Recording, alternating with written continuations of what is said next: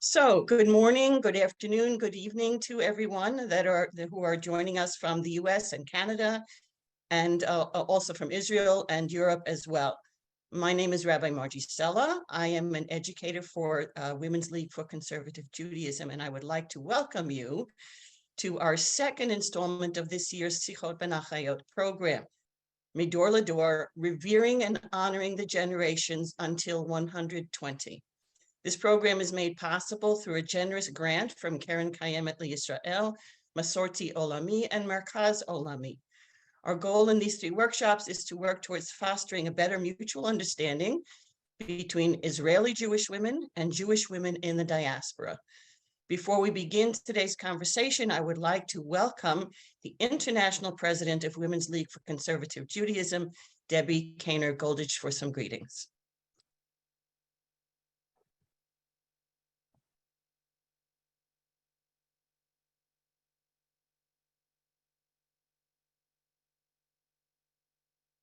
I think she's saying she can't She unmute. can't Oh, there you unmute. are. Great. Thank you. Thank you. Thank you. Tech is not my friend, and I was unable to unmute. So shalom, friends. Good morning, good evening, good afternoon. It gives me great pleasure to welcome our sisters from all over North America and Israel to share the second episode of Sichot Beyn Achayot, Midor Lador, conversations between sisters from generation to generation. As a nurse who practiced my profession for 35 years, I understand and appreciate the importance of self-care for caregivers. I know you join me in looking forward to sharing and hearing from our accomplished panel of experts today. Thank you to all of you who joined us today, and we look forward to seeing you again for the next installment of Sichot Beyn Achayot on December 11th. Thank you to Rabbi Margie Sella and Rabbi Ellen Mullins-Fields for creating today's program. Shalom. Thank you, Debbie. And now I would like to welcome our Executive Director of Women's League for Conservative Judaism, Rabbi Ellen Mullins-Fields. Shalom, Shavua Tov to everybody. It's wonderful to see everyone here together.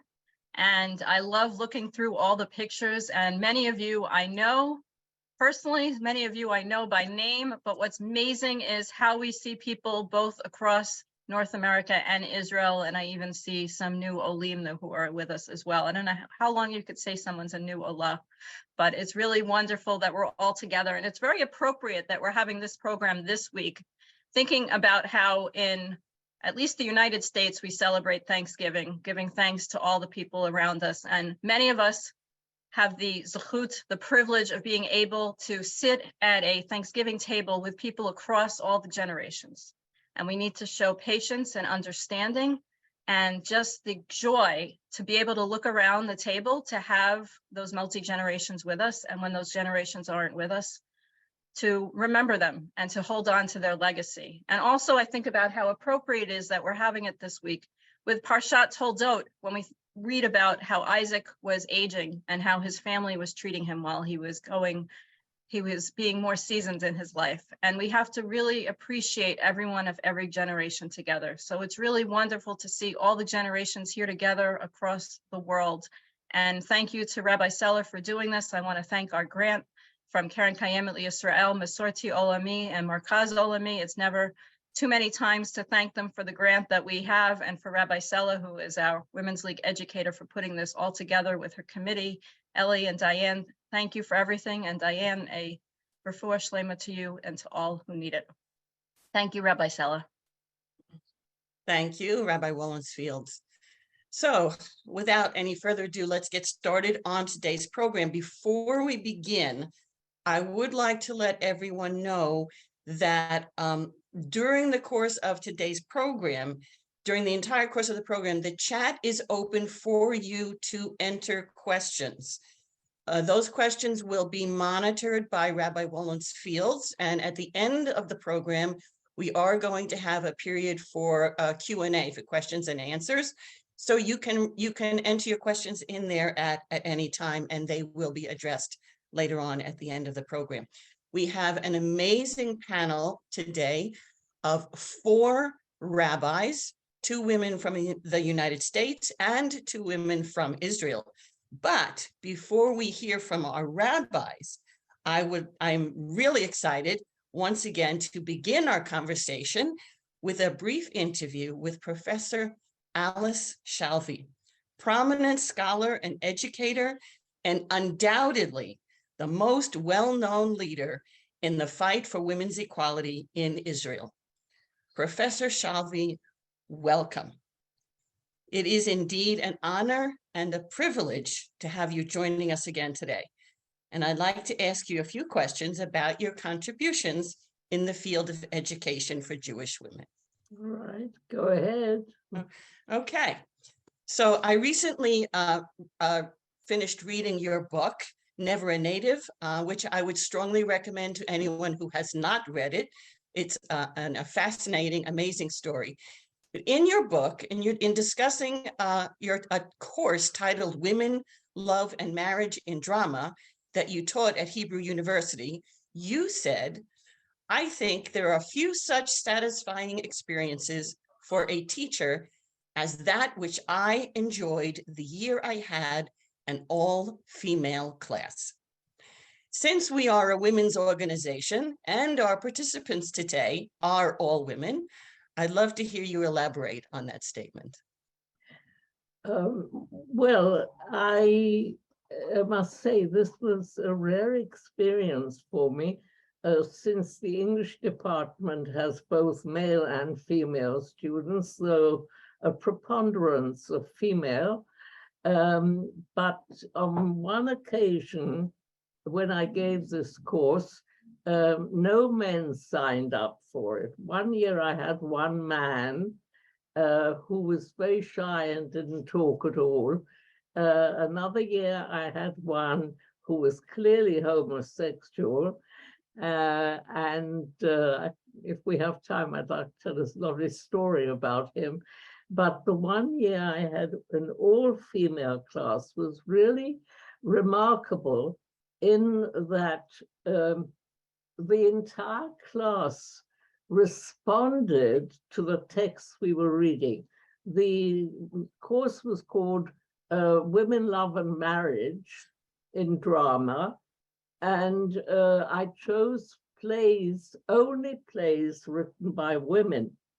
And there are now an amazing number. I mean, it used to be very rare, and I had this all-women's class, and I had the experience that I never had in a mixed class, that every one of the students was bringing her own life experience to bear on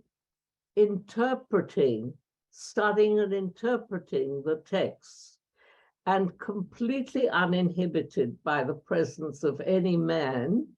They spoke very, very openly about their experiences as women. Some of them were married, others were not. But I think the way in which they engaged with the text was astonishing and had never happened before in that particular manner. So that was really a very illuminating experience. The following year, I noticed that one man was about to sign up for the course, and he came and said, Professor Shalvey, I'm signing up for your course. And I involuntarily said, oh no. And it seems to have really deterred him, because in the end he didn't sign up for it. And I think the course was all the better because of the openness with which the students responded to the plays. It was all drama, the plays, the subjects, and as I say, brought their own life experiences to bear on their reading of the text. So that was really a remarkable experience for me. Thank you. Thank you. Yeah, I think I've noticed that quite a bit in the educational programs that we do for Women's League. I've experienced the same kind of phenomenon. Thank you. Okay, so next question. In your book, you also state your contention that no area of life should be closed to you just because you are female. You have been at the forefront of the struggle for equality for women in Israel in so many ways. What area or areas do you feel still need to be addressed? Well, two spring to mind at once. One of them is the Israel Defense Forces. There's no equality. There aren't enough women in the general staff, although women are, of course, recruited. Their length of service is shorter than that of men. And although an increasing number are now serving in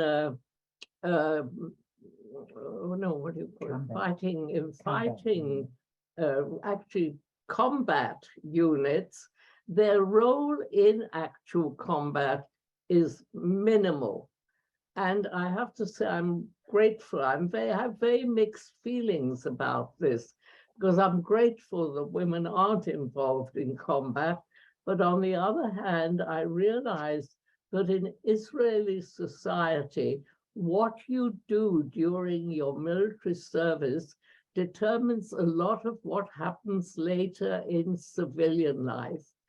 And the number of times I've spoken on equality of the sexes in high schools to mixed classes of young men, young women, there's always been an occasion when I've been preaching equality, when at least one young man will say, but we fight and die and you don't. Now, I don't want to argue with that. It's true at the moment, and I don't want women to be fighting and dying. I don't want men to be fighting and dying, right?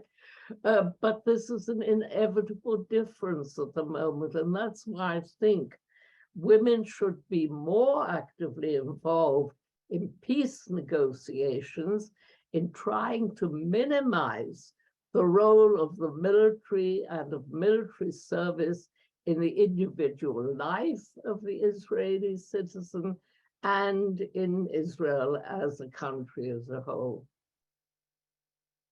Thank you, thank you. And there was a second area that you felt still needed to be addressed? Politics. Oh. We haven't got enough women in politics.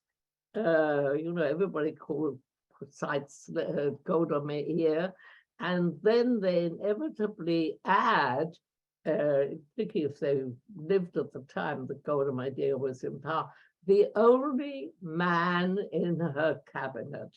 And this was supposed to be a compliment, women are not appreciated for their own specific contribution and potential contribution to political discourse, even on the matter of defense. I strongly believe that if women were more involved in that particular aspect of the political discourse, we would have more peace and less war, less conflict.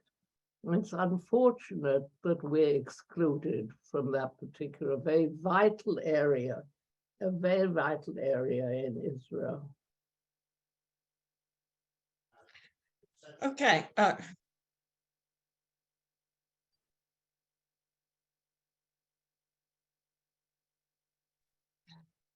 Okay, thank you. And let me ask you one last question. In what area do you feel that you have had the greatest influence in the struggle for women's equality in Israel? Oh, I think undoubtedly my major contribution has been in education. Both at the university, I taught women-related courses, or I taught from a very feminist angle. For example, when I taught Chaucer's The Canterbury Tales, among the tales that I chose were the two by the prioress and the wife of Bath, representing two very different female experiences.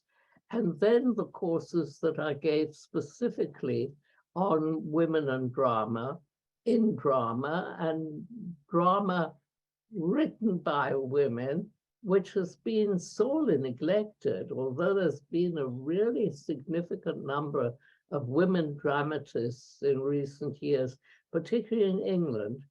And I think the whole the form of drama and the subjects of drama have certainly changed as a result of that. So I think if I would say that I bring my feminism to bear on my teaching. And as I said before, I like it best when there are only women in the class. So that's a bit unfair for the men. I just want to cite a lovely experience. In the first class, I always asked the students to tell us an anecdote, to relate an anecdote that couldn't have happened, something that couldn't have happened if they had been of the opposite sex. And one year I had just one man, no, I had two men, an Arab who didn't open his mouth, sat in the back row the whole year and didn't open his mouth, and a young South African immigrant who sat in the front row, clearly gay. And his story was that he had worn a pair of blue shoes. He'd bought a pair of blue shoes and he'd walked along Jaffa Road in the center of Jerusalem wearing his blue shoes, and he'd passed a group of young women. And just after he passed them, one of them called out to him, "Hey, you." And when he turned around, said, "Tavohena, come here." So he obediently retraced his steps. And when he reached the group, she pointed down to his feet and said, "Men don't wear blue shoes." Couldn't have happened if he'd been a woman. Yes, I remember reading that story when I read your book, and I found it very amusing.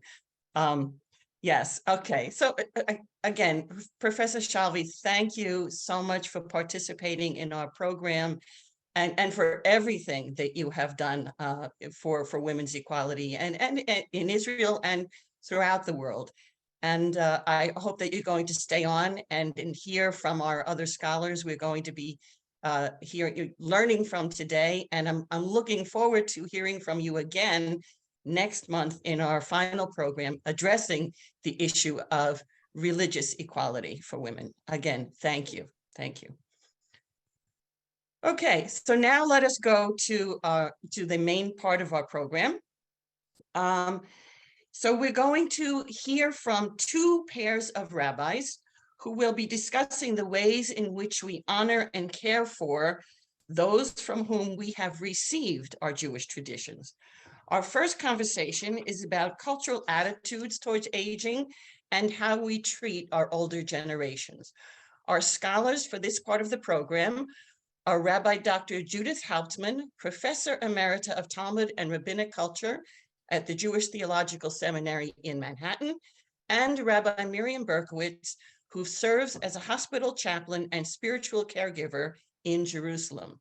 We will begin with Rabbi Hauptman. Well, actually, we're going to switch because okay. I'm starting with the theory, and then Judith is going to go to the specific case. But okay, so all, we begin with Rabbi by all Berkowitz. rights, she should be first in terms of learning and wisdom. But okay. okay. So first of all, thank you so much for the invitation, and to Diane Friedgut, my fan who invited me. I was at the Schechter Institute Rabbinical School when Alice Shalvi was the rector, and she was definitely a role model paving the way for us. And Rabbi Ellen Wolins Fields was a colleague at the rabbinical at the law committee, and Judith Hauptman, a teacher at that year in Israel when you came to Israel. And I still have your book, Rereading the Rabbis. So it's I remember that the main idea was that even though we think Judaism is patriarchal, that the rabbis really made a big change from the Bible to the rabbinic times, and that I'm now teaching Mishnah and using your book as well. So thank you for the honor. I'm trying to be very quick. And the first point is that I don't think there's something like the elderly and the not elderly. I think it's all a continuum, and I'm probably over the halfway mark too.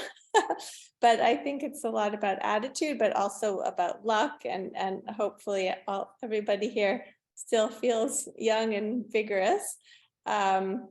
But my focus today is what people would most crave at this time of life, a little bit theory and a little bit examples from my work in Achayot, the spiritual care organization that I founded with Rabbi Valerie Stessen in 2010, and Judith Edelman Green worked with us at some time. So that's my basic experiences as a hospital chaplain in Israel, even though it's a very, very new thing here. So in chaplaincy, you use your intuition, but it's also a sort of scientific approach to see what people are talking about, what are their body language and the clues in the room, and what is the most important thing to them right now and what you can help with.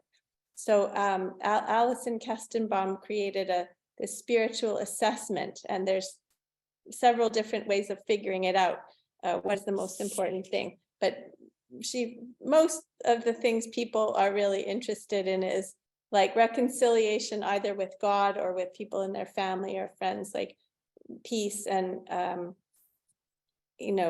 mending the relationships that are broken, or to love and be loved. Okay, that's another one. Is meaning and direction, like your purpose. What have you done in the past and what do you still want to do?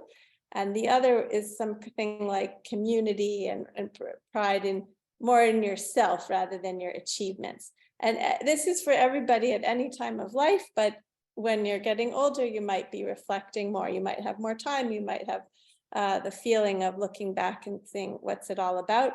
And maybe one of these would stand out. And we talked with Judith Hauptman about the long time between retirement and the time that people feel maybe not so useful in society and don't have a good answer for the question, so what do you do at the cocktail party? So there's also, of course, an opportunity to find your own meaning.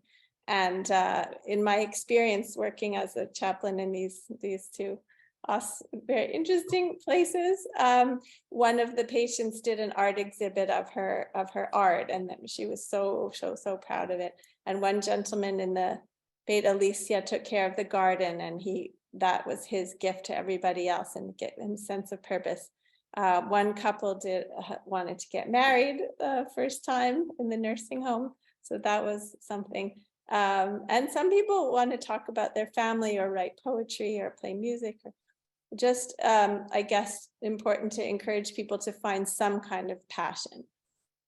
Then it may be in the questions if you want more statistics, but there's an organization called Eshel that belongs to the Joint Distribution Committee, and they have all kind of systemic things, how to help people at home, kind of resources online and activities, and to more successful aging. But it's I'm going to just skip to the sources instead.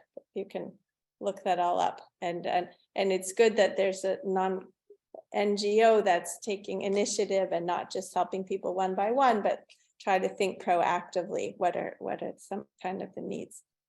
Health, mental health, physical, all kinds of things. But I think the spiritual is kind of missing there. And so what can the community do to make, one of our chaplains from Kashivot, Elisa Pilichowski, is also the mayor of Mitzpeh Yericho, and she's trying to create like an integrated community where the school also has a day center for the elderly, so that people can interact, and that there's a elder care residence with apartments, low-cost apartments for young couples, so people are mixed in and not kind of just pushed off to the side. Then Danny Siegel is like a pioneer of like social justice and tzedakah of the Good People Fund, he talks about all these things that give life, like gardens and pets and juggling and kids, and here, take a wheelchair to the beach, give comfortable chairs in your synagogue. Like, if you want people to feel welcome, you do what it takes to make them feel welcome. And that to honor here this mitzvah, mipnei seva takum vehadarta pnei zaken veyareta me'elohecha ani Adonai. Like, wow, the honoring people, the elderly, and respecting God is in the same verse. So it's like the elderly have the image of God in them, and when you respect them, it's like you're respecting God.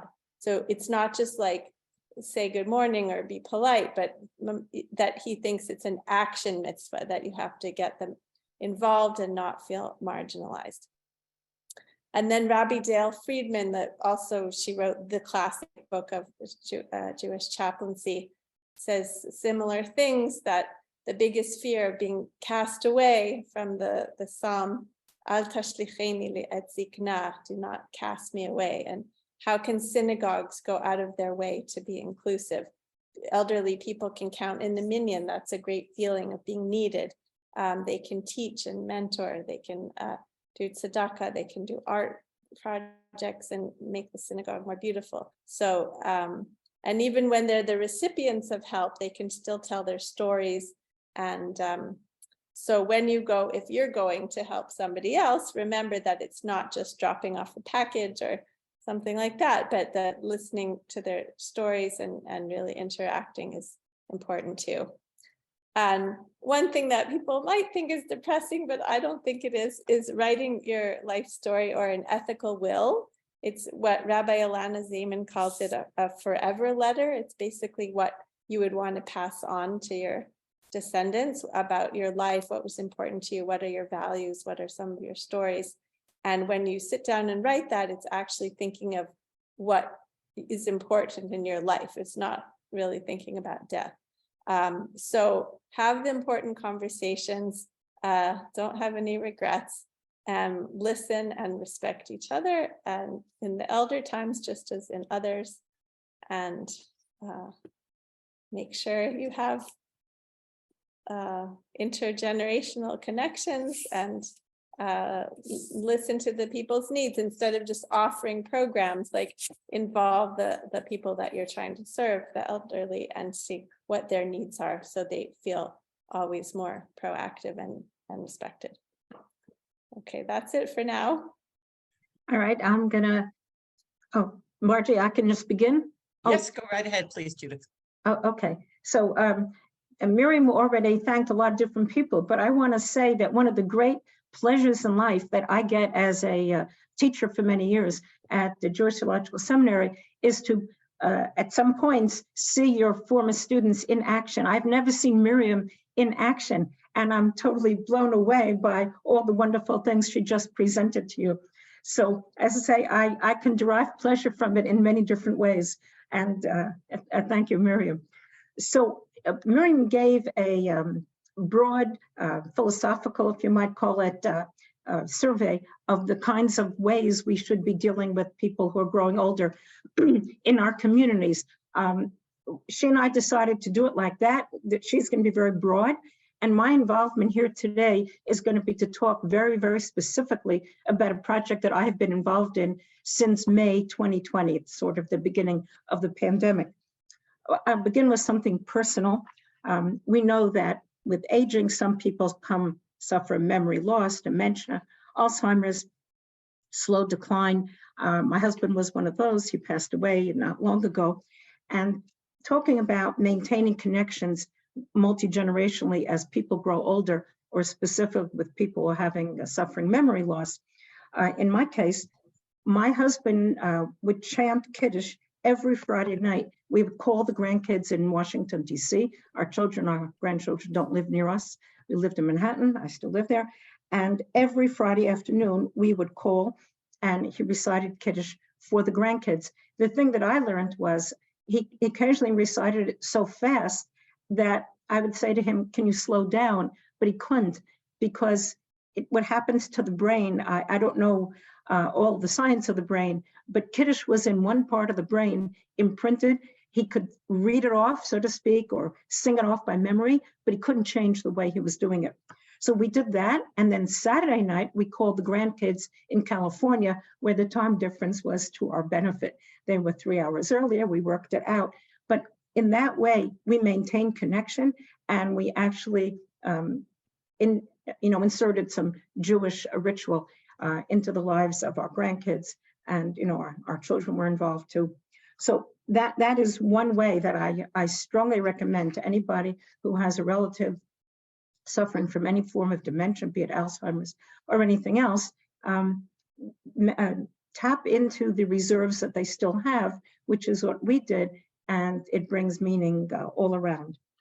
All right, to speak now more generally, here in New York City, there are many programs for people with dementia, memory loss, Alzheimer's, but they're cultural programs. The museums offer programs targeted at this population. Concerts are given for this population, and on and on. But what a friend of mine pointed out to me, and she and I both had husbands who were suffering with Alzheimer's, what she pointed out to me was that there are practically no specifically Jewish religious programming. She's a woman who used to go to synagogue mainly on Friday nights, and it was no longer possible for her to go to synagogue with her husband on Friday night, and she missed it and he missed it. So she ran into me one day at a support group, and she said to me, let's do something about it. And we met for coffee, and we decided that we're going to run a Friday afternoon once a month, Kabbalat Shabbat service. But we're not targeting people in nursing homes where they have all their own programs and they have their own caretakers. We want to target, and we still are targeting, people with memory loss who are living at home with a caretaker. It could be a wife, it could be a child, it could be a paid person, but we wanted to bring Judaism, specifically religious Judaism, prayers, services to these people at home who probably were missing what they used to have when they were able to get to the synagogue. So she became our tech person. I don't have to handle any of that. I got myself a cantor. I don't sing, I'm a rabbi, he sings. And in May of 2020, the last Friday of the month, we began our first, what we call now a Minyan Ahava, Minyan of Love. We're reaching out to people that we hold dear. We began our first Kabbalat Shabbat for this population, and we have not missed a month since. We do it once a month on the last Friday of the month, always at 5 o'clock. I'm going to describe a little bit what we do in just a moment, but we have not missed a month. And if you look at the date, this coming Thursday here in the United States is Thanksgiving. The day after Thanksgiving, we'll be doing our next installment of Minyan Ahava. Now, I did attend a few other Jewish programs before we started this one, and I discovered that in many of those programs, the population that is being targeted is being treated as if they are in kindergarten. It's hello, my name is, I can sing a little ditty, can you sing a little ditty with me, and so on. We didn't want to do that. We strongly feel that the people we are targeting are adults who can benefit from a real service and not just, a little sing-along. And that's how we do it. So maybe it's not for everybody, but that population that we feel would benefit from a real service is who are still at home. Those are the people we are targeting. So how do we do it? Well, number one, we do it on Zoom. The pandemic is horrible and terrible, but the upside, at least in this case of the pandemic, was just about everybody now is accesses Zoom easily. You just click on a link, or you also have your own account. So we, of course, are doing this on Zoom, which means we can do it across time zones, across synagogues. What I was going to say at the end, I'm going to say right now, which is not every synagogue needs to put together a volunteer squad to run services for its own population that needs this kind of attention. Because once we're on Zoom, we're open to everybody. And yes, it is challenging, by the way, to reach out And to find people who are going to benefit from this, I write to rabbis. I do what I can to publicize it. We don't have a large attendance, but we have formed a small community that meets every month, and we care about each other to the extent the wife of one of our Alzheimer's people had heart surgery a few weeks ago, and I was emailing her back and forth, and that wouldn't have happened had I not. She doesn't live near me. I didn't know her. I only got to know her through this particular Minyan Ahava. So how do we do it? All right. We have slides on screen. We have the prayers in Hebrew, and parallel to them, we have the prayers translated, not translated, I'm sorry, transliterated. So if you don't read Hebrew, you can follow along with the English transliteration, and I control the screen, so I run my cursor over the transliteration. Cheryl, my partner in all this, the techie, tells me, we mute everybody, of course, during the service, but she tells me that she can see that people are singing out. So that's the beauty of it.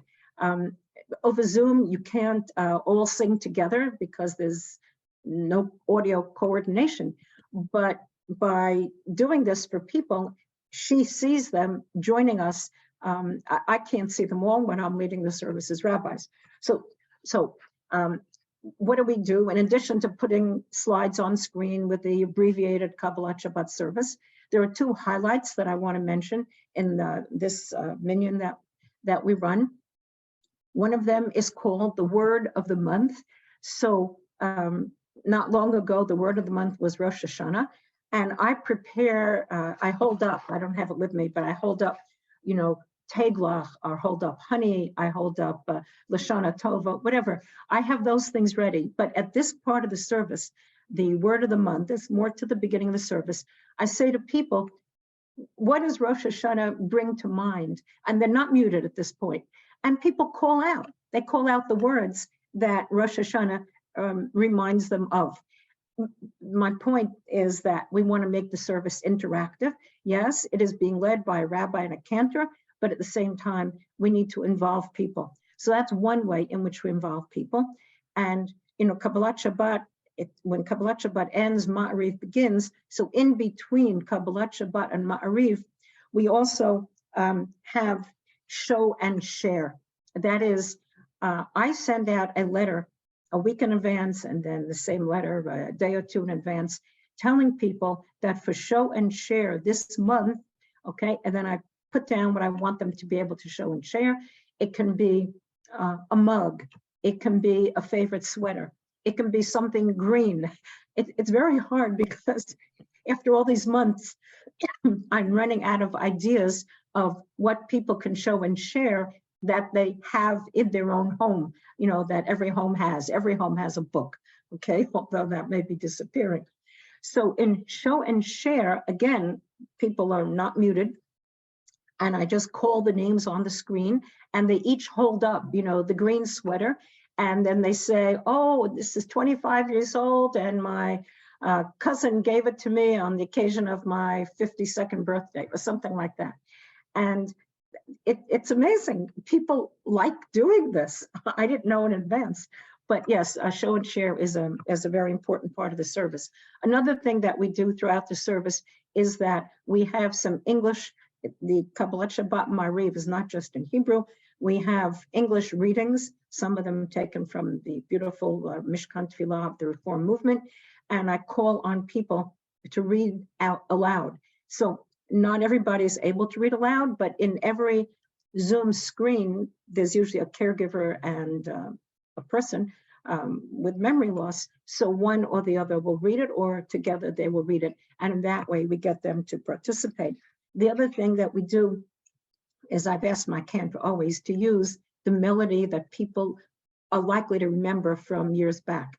In other words, when we get to, we don't end with Yigdal, even though it's a Friday night, because people are more likely to know Adon Olam than to know Yigdal, and so on and so on. I think my 10 minutes are just about up. I will just conclude by saying the beauty of this is that nobody needs to be paid to do this. It's a strictly volunteer effort, but there are no costs involved, absolutely no costs. we all have Zoom accounts, my tech person, I, and so on. And my cantor is a volunteer. I'm a volunteer. She's a volunteer. And we do it and we love it. And we believe we're bringing joy to people as they reconnect with their Jewish memories. Okay, thank you, Dr. Hauptman, Rabbi Hauptman. That I mean, it's what a wonderful, wonderful thing you're doing with this service. We have about 6 or 7 minutes now for you to be you and Rabbi Berkowitz to be in dialogue with each other.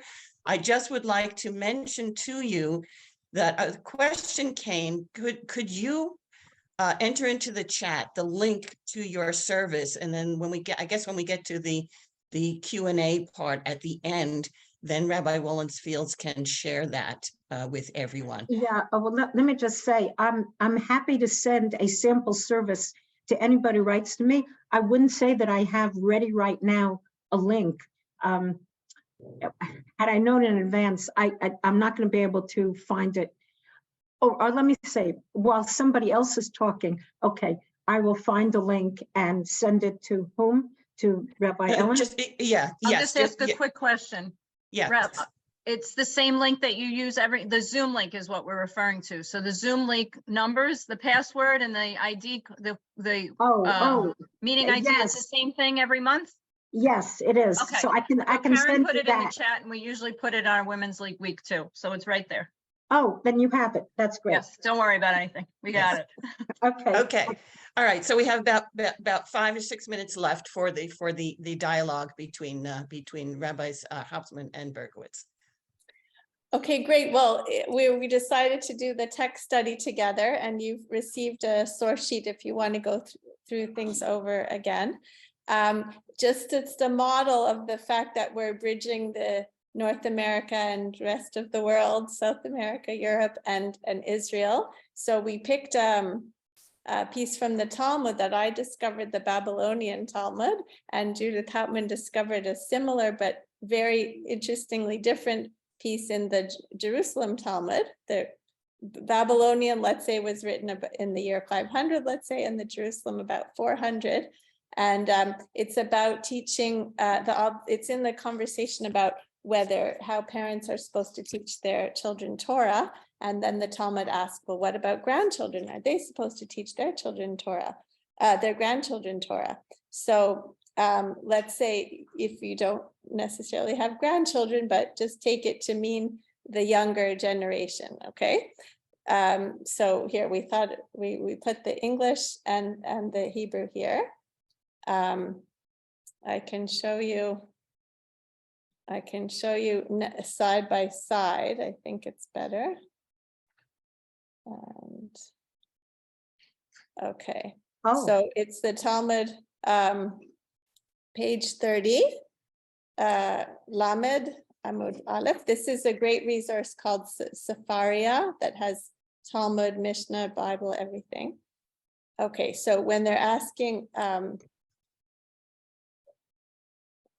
okay, here. Okay, so Rabbi Yehoshua ben Levi, who lived about, let's say, around 250 CE in the land of Israel and taught in Lod, near where the airport is now. Amar Rabbi Yehoshua ben Levi, he had this saying, whoever teaches his grandchild Torah, Kol, Amar Rabbi Yehoshua ben Levi, Kol hamelamed et ben beno Torah, Ma'ale alav hakatuv ki'ilu kiblah mihar Sinai. It's as if the child was receiving Torah from Mount Sinai, so authentic, so ancient, so powerful.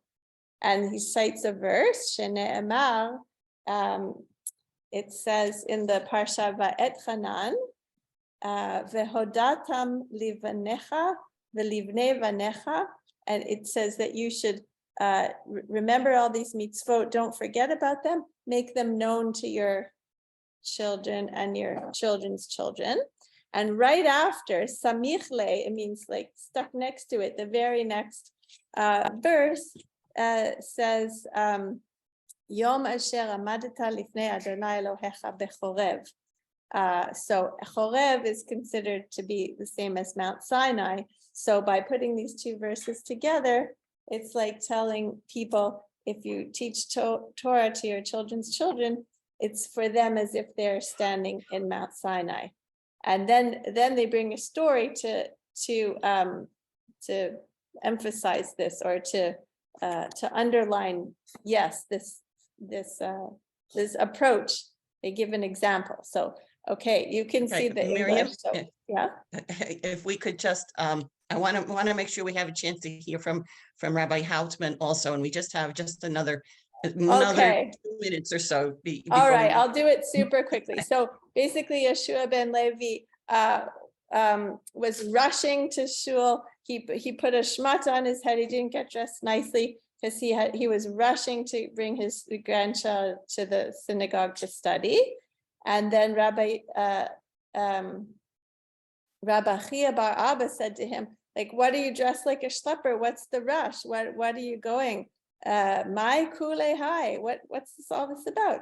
And Rabbi Yeshua ben Levi said, "Is it a small thing to you that what we said, these two verses together, mizutal, my dichtiv vehodatam levanecha," and right next to that about the verse about Chorev. And then from then on, Chia bar Abba also ran off to bring his child or grandchild to the synagogue. And then another Rav Huna wouldn't even eat breakfast before he had brought his child to the study hall. So, okay, it's just the point that it's a benefit to the child, and now we're going to hear that about a benefit also to the parent, to the grandparents. Okay, are we going to put it on? You're going to put it on screen? I'll leave this one up. That's for you. Okay, we really need to just move this along. Okay, then I'm just going to read it off my printed sheet, but you already have it. So the same Rabbi Yehoshua ben Levi is reported in the Talmud Yerushalmi that he every Friday afternoon, it says, he would review the week's Torah lesson with his grandson. But one Friday afternoon, he forgot to do so. But not realizing that he forgot, he went to the baths to prepare for Shabbat.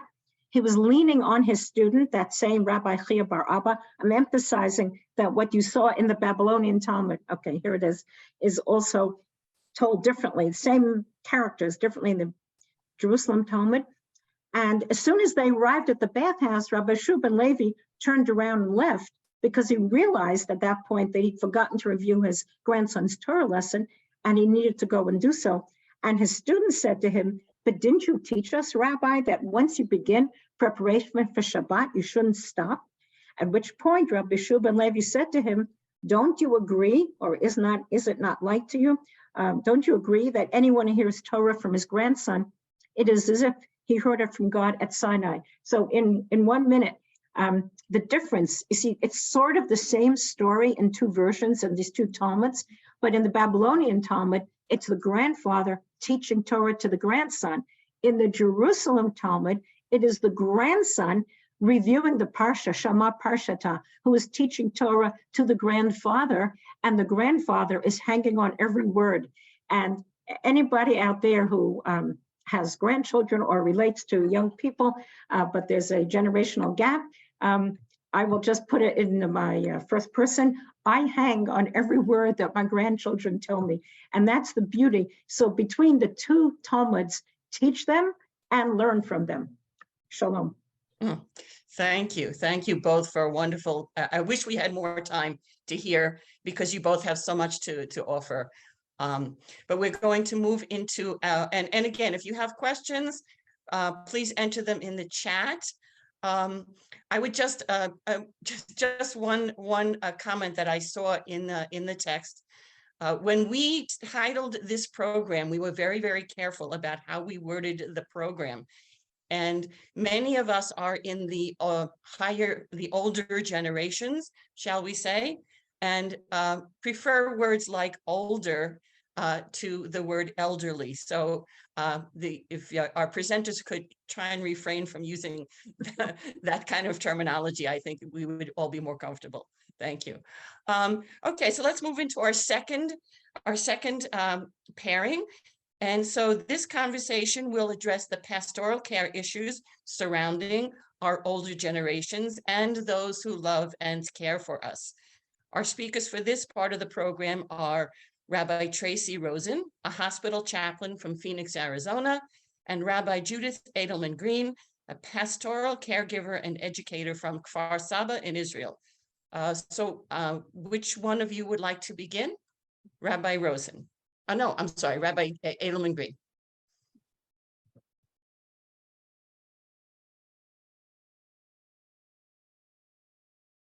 Okay, when you're ready. Hello. It's wonderful to be with you all, with Ellis Shalvey. We worked together for 20 years doing women's studies days at Schechter, together with Diane Friedgood, who organized them in her inimicable and loving way. And I'm happy to be here with Miriam, who really started me out in pastoral care. And we did it together, so that's amazing. So we'd like to actually, if you can put us side by side, we'd like to actually start with dialogue. What we'd like to do is discuss what we have in common and what is different and what we can learn from our international, what we share. What is it just about older folks and their caregivers, and what is specific to Israel and to America? So just to start that out, when we met on Zoom, we found out that our primary work is both in the hospital, actually. I work at Tel HaShomer Hospital, the biggest hospital in the Middle East, in the cancer wards, with people of all ages. I work in blood cancer. The average age is 60 plus, but of course we get young people as well. I also work in a parents' home called Beit Protea. It's an English-speaking South African parents' home in Herzliya.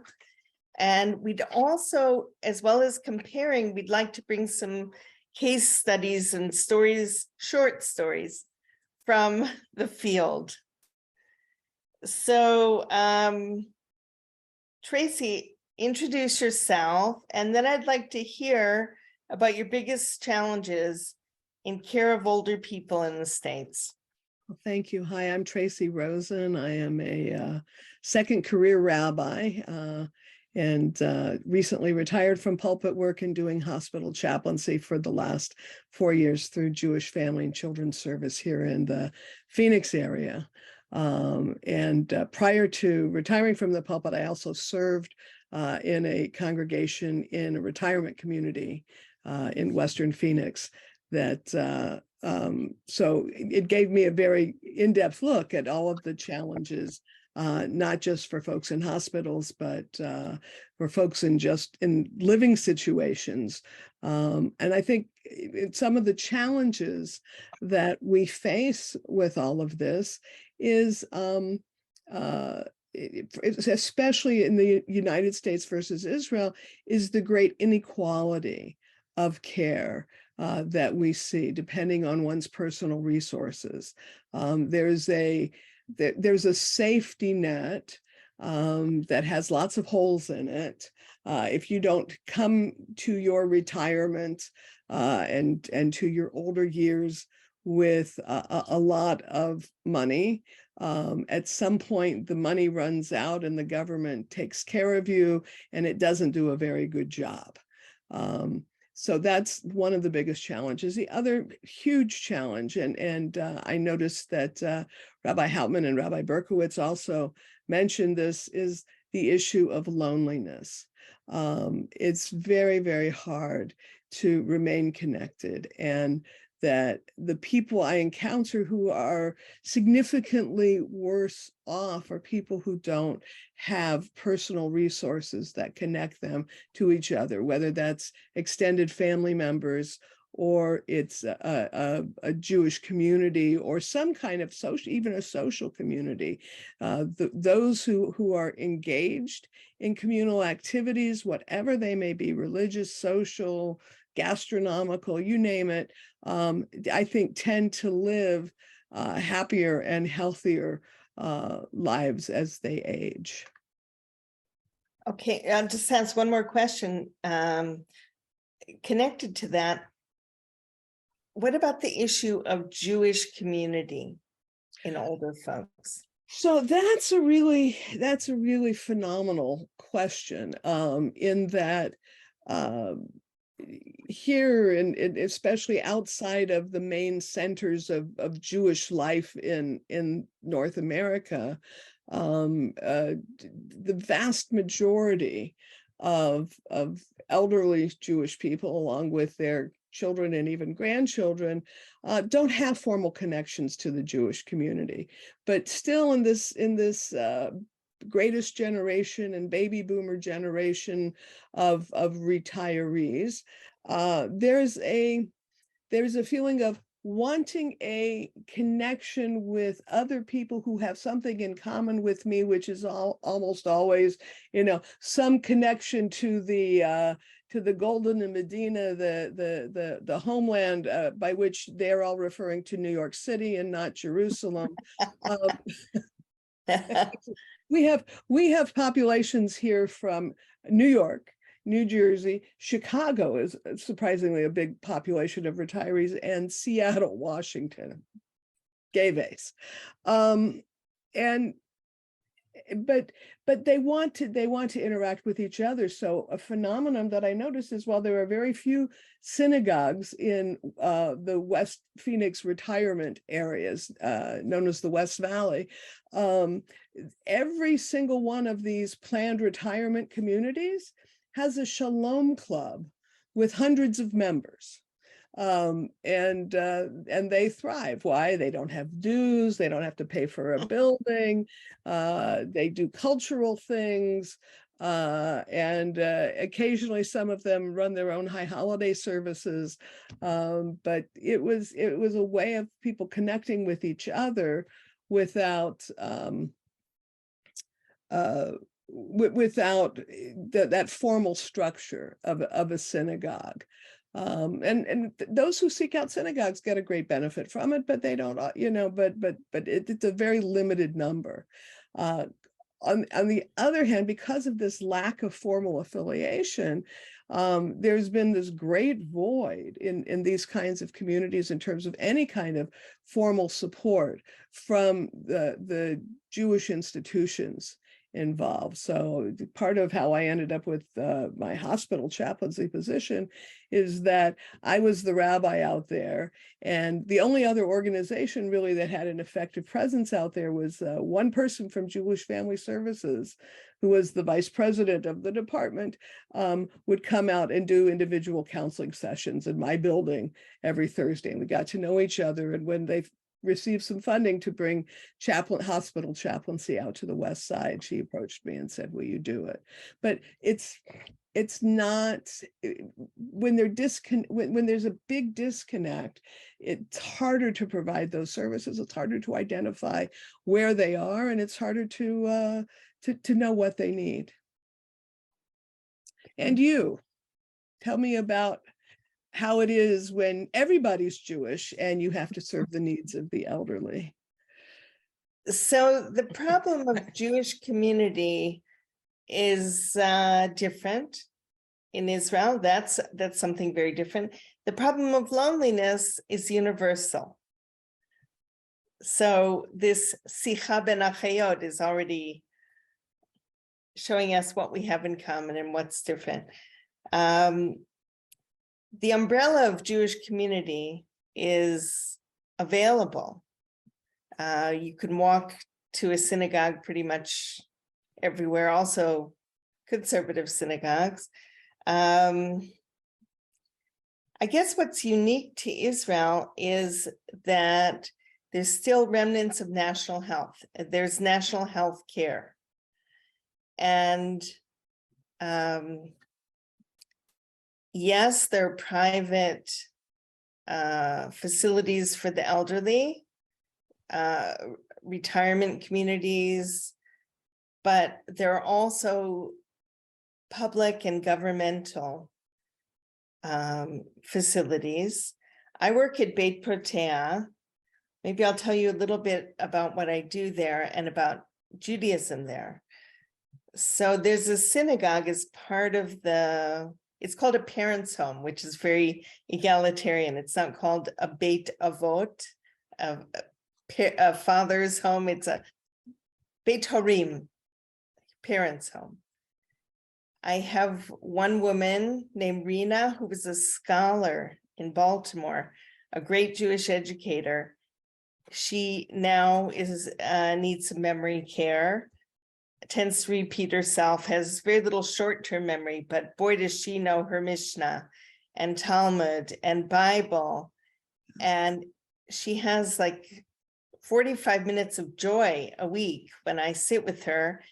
And we do something that I find very useful, which is role reversal. I sit at her feet, so she'll teach me. She'll raise the questions. I got your note, Marty. She'll ask me questions. She'll raise theological issues. I might be the one to keep us on task and to bring text and to provide us with Sefaria to study, but she is definitely a scholar and she shares it and she flourishes. Similarly, I have a woman named Esther, and she says that in South Africa, she wasn't given a bat mitzvah and wasn't given a Jewish education. And she's 95 and she'd really like to make that up now. So she eagerly studies Parshat Shavua, and she's really proud of herself that she's been through the cycle and she's learning the prayers. It really gives her something to look forward to from week to week. I had a Holocaust survivor, a rabbi, a conservative rabbi, a great scholar, an author with quite profound dementia.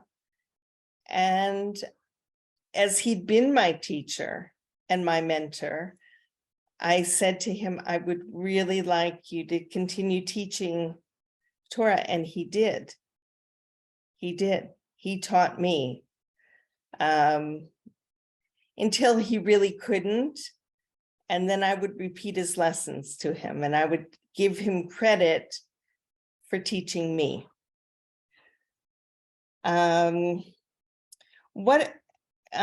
Tracy, what are some of the family challenges that you deal with older folks? Well, a big issue in my part of the world is that most of the folks who are out here are transplanted from somewhere else. Phoenix itself is, everyone came from somewhere else. It's part of being one of the fastest growing communities in the country. But it also means that while there are a number of friends who have moved here in order to be with their children who've relocated here, it's more often the fact that especially in the older community there's different levels of older people, and those in the say 80s and up oftentimes moved out to 20 some years ago to be with their friends and community and live an active lifestyle with golf and tennis and all that kind of thing, and their families didn't necessarily follow. So there's great challenges in even when families are close to being able to help out and care for older people who are experiencing declines, either physical frailty as well as the dementia spectrum of challenges.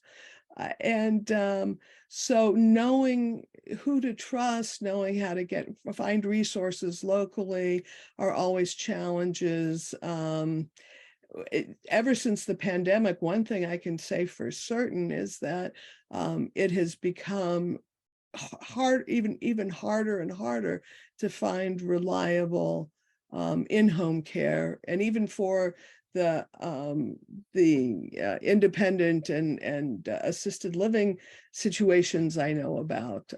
Staff shortages have just become really profound. And this is something that I'm seeing is is a trend that's only going to continue building. This isn't going to solve itself because we're experiencing at least here in the US, and I think maybe even worldwide, a decline in birth rates since 2008.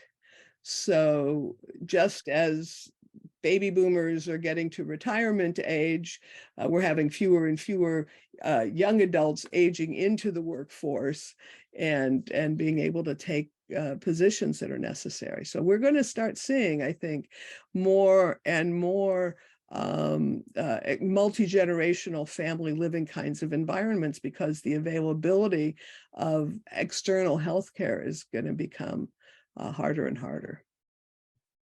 Well, that's something that's parallel. If people make Aliyah to Arizona, they certainly make Aliyah to Israel. And so they may find themselves uprooted and living separately from their families, be it parents, children, siblings, and facing the whole aging process on their own. That's something in common. Something that's very ironic is you would expect that people who are in couples not to have the sense of loneliness. But when I went to speak to the social worker at the parents' home where I work, I said, whom would you like me to see? And she said, well, start with all the couples. And I said, the couples? Why is that? And she said, they're all in trouble because one of them is declining at a different rate than the other one. And the caregiver needs a tremendous amount of support. It's hard to be a caregiver when you're aged yourself, very hard, and to cope, and no one prepares. So that's a lot of what I do, is seeing the invisible caregivers. Yeah.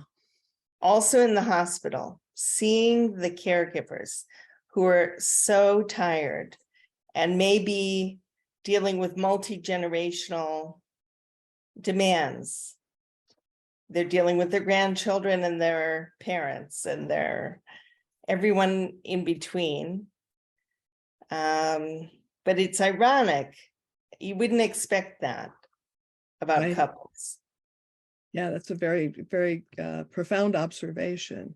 Why don't you also talk about some of the issues that you've experienced with the whole phenomenon of end-of-life situations? Right. So there is wonderful home hospice in Israel. A care team can take care of a person at home with a hospital bed, nursing, social work, and medical cover. And it's provided by the state. Again, it's national health. Is it universal? I think so. I think it is.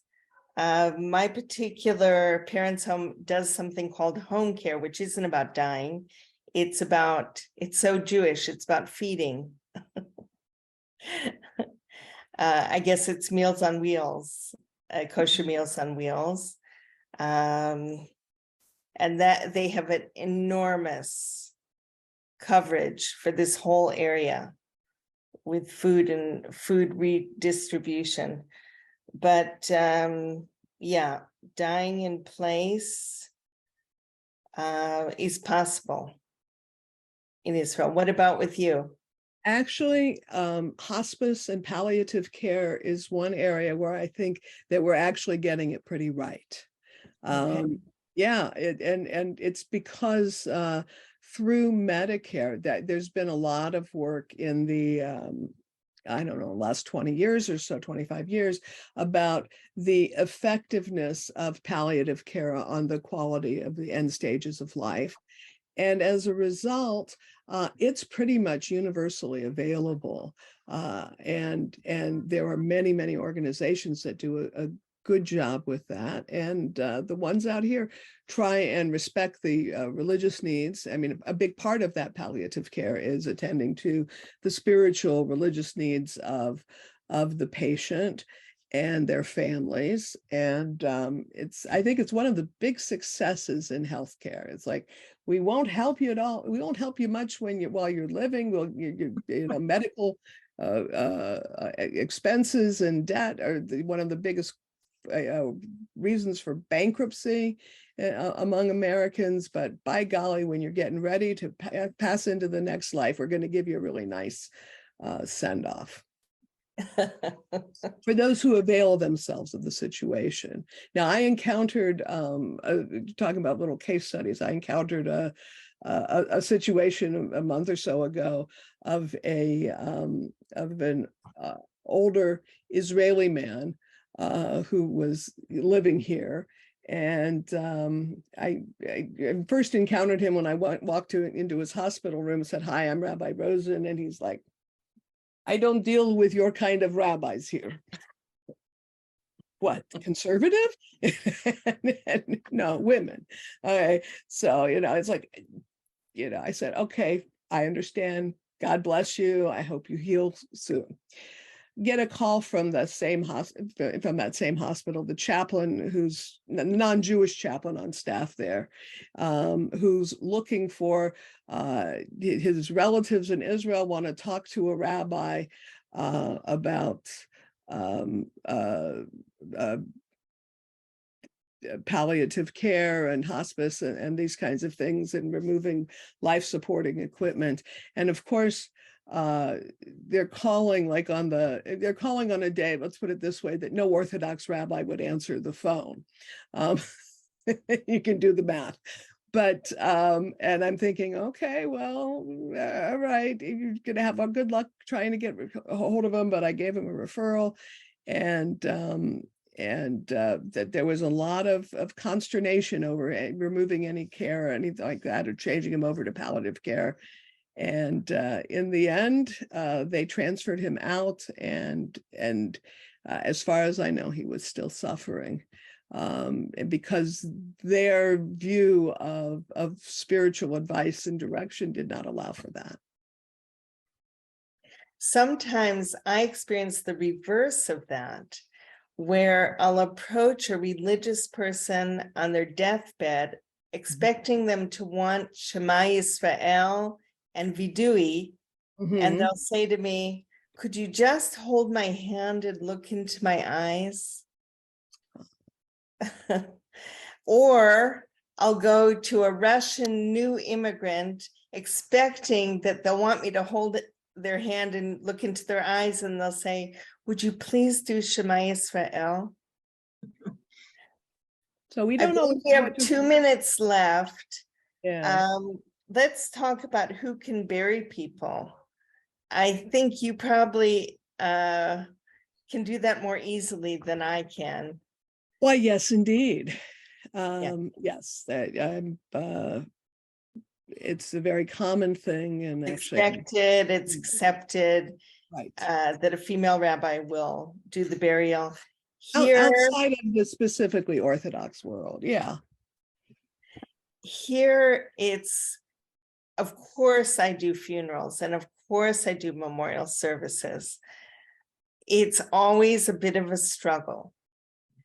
There are cemeteries called Minucha Nechona, which is more liberal, and it's accepted for anyone to do the burial.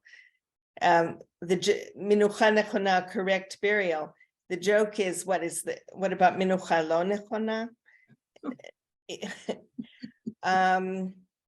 I've been in positions where we've had to bribe the Chevra Kadisha to let me do the burial. Right. And it's only a very small amount. You'd think I'd be worth more of a bribe. But yes, I do, we do funerals, but it's not taken for granted like it would be in the States. Do you want to just give a close on what we can learn from this dialogue, Tracy? Well, I think, the issues of aging and loneliness and, receiving care and giving care are universal, that we all have a specific infrastructure or system that we have to work inside of, but that the one-to-one connection between people, I think, is always valued. And however, the means that we need to get it done. Last piece I just wanted to add in all of this is that one of the things I found to be most beneficial, and I imagine you would agree with me, is that when words fail us, oftentimes the power of song, and song especially combined with prayer, is a universal, I think, salve to the soul. Absolutely. And I think what's really inspiring about dialoguing with you personally and also in front of all these people is that we do share the same challenges and the same methods and the same compassion and the same passion. Thank you. It's been lovely to meet you. You too. Thank you both for a wonderful and inspiring half hour. I mean, you certainly raised a lot of very, very pertinent issues, and you've given us all lots of food for thought. We're going to move to the Q&A in just one minute. I just want to add a personal note here. One issue which we did not even touch on today is the issue of ageism, which many of us have experienced in our lifetime, and myself included. But I just want to say, for those of you who don't know me, like Tracy, I am a second career rabbi. I entered the Jewish Theological Seminary after I retired from my first career. The month I entered rabbinical school, I turned 60. And the day I was ordained, I was 65. And I started that year by receiving my Medicare card in the mail. So, so all of those of you who are in our audience, it's never too late to do whatever your dream is. It's never too late to follow it. So with that, I want to now just turn over the program to Rabbi Wollens-Fields for the Q&A part of the program. Thank you. This was really wonderful and truly an incredible experience. I hope you all enjoyed it as much as I have listening to everybody. And I just wanted to highlight a few of the questions that came up that some have been answered already, so I'll just do that very quickly. Rabbi Hauptman's program is amazing. The Minyan Ahava, I think from semi-early on or for several months now, Women's League in our weekly newsletter, Women's League Week, we post the link for that. So we'll do that again this week. And if you have a past, that's why I asked her if it was the same link as always. It always is. And what's always also great is I see that the password, the meeting ID and the password are the same. Yes. So it's wonderful. It's too bad that the time difference doesn't allow anyone in Israel to be able to be on, but can't solve all problems.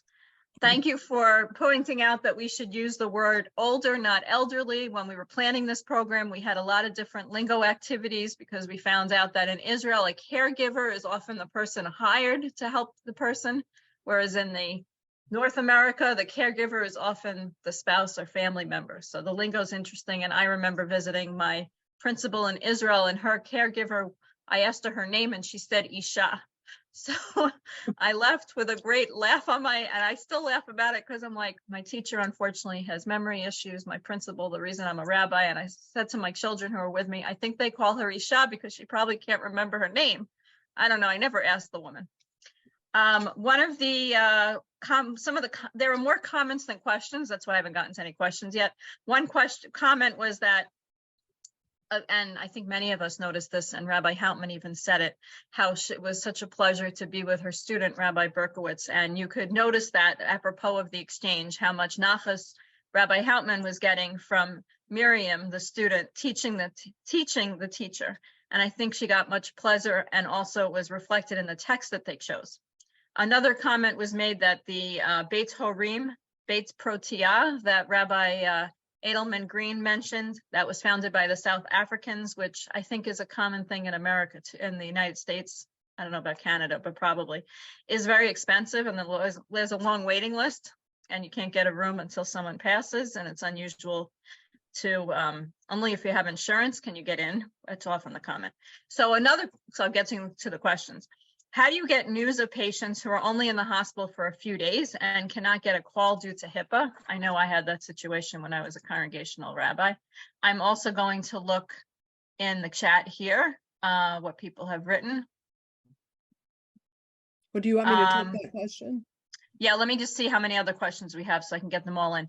Our temple has mostly seniors over 670 and comment on Zoom programs. Many of our members go on Zoom. Oh, if we can put in the chat the name of Dr. Shalvi's newest book. I just made her a rabbi, but doctor. And Judith Hauptman wanted to say one more thing about Jewish Grandparents Network, if there's time. Okay.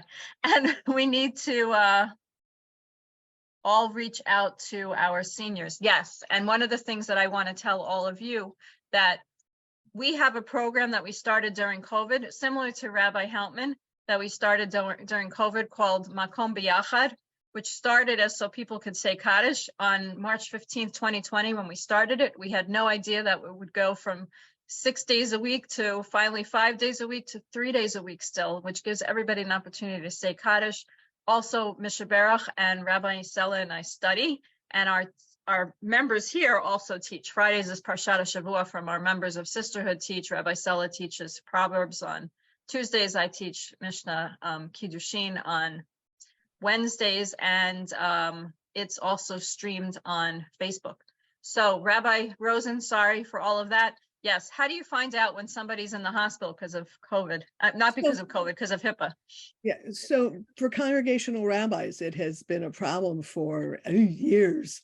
And of course, we always, when I was in congregational life, we would always get blamed. How come you didn't call so-and-so? How come you didn't visit so-and-so? We didn't know where they were. And when I first started out in the rabbinate, we could go in and request a list of Jewish patients. Nowadays, in order to get around that, we basically, as hospital chaplains, and again, it's different. I don't work for the hospital. I work for Jewish Family Services. What I do is I register as a volunteer, and I get trained and go through orientation at each of the different hospitals I visit. And that is enough to the way they've worked the situation out, and I have two other rabbis in the community, one Orthodox and one Reform, who also visit the hospitals by geographical region. And because we are now registered as volunteers and trained as volunteers with the hospital, we're eligible to get the Jewish census reports. But any rabbi just stopping by and saying, do you have any Jewish patients for me to visit? Or even, if you say, is so-and-so there, they'll tell you that yes, and what room it's in. But you have to get your information from somewhere else. And it's an education process for all of our congregants. I remember those days well as a congregational rabbi, everyone saying to me, didn't you know I was in the hospital? No, I didn't know, and I couldn't tell, but yes, that happens. Rabbi Hauptman, if you could share with us the Jewish Grandparents Network information. Yes, I think there was a link on the screen share that Miriam posted.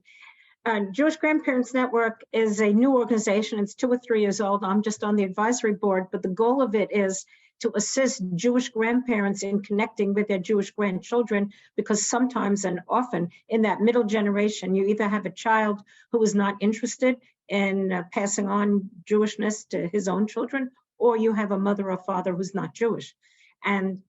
But grandparents can often be the Jewish presence in the lives of grandchildren, which is a way to feel, by the way, as a grandparent, very valued.